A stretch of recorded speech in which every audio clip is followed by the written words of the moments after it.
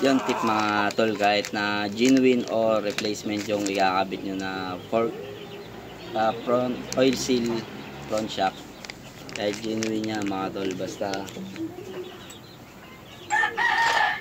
ito gagamitin yung pambaon dito sa outer tube, possible na mabugbog kagad yung oil seal natin, kaya mabilis siya magtagas. Pero kung meron naman pang push dito sa oil seal, naiwasan natin yung pagkabugbog ng oil seal sa front shock para tumagal din yung buhay niya, hindi siya ganun kabilis masira. Tapos lagyan nyo lang siya ng grasa mga tol para tumagal din yung buhay niya. Iyan pa ikot.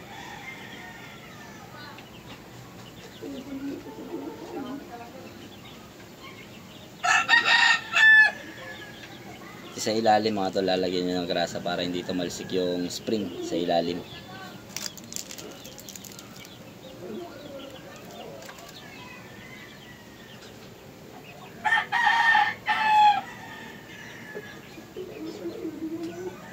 Wala magawa yung mama.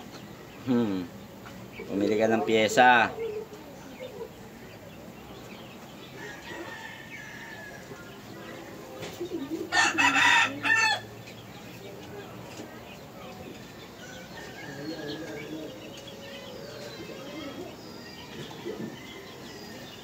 Yan na.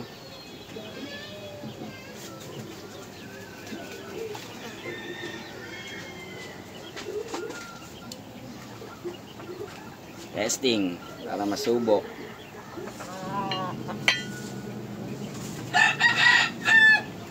Tayo na konting palo na lang. Uy, tayo. Yan o. Suabe.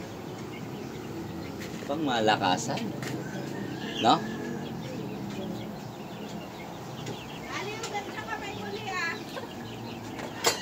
Pwede na. Pwede na.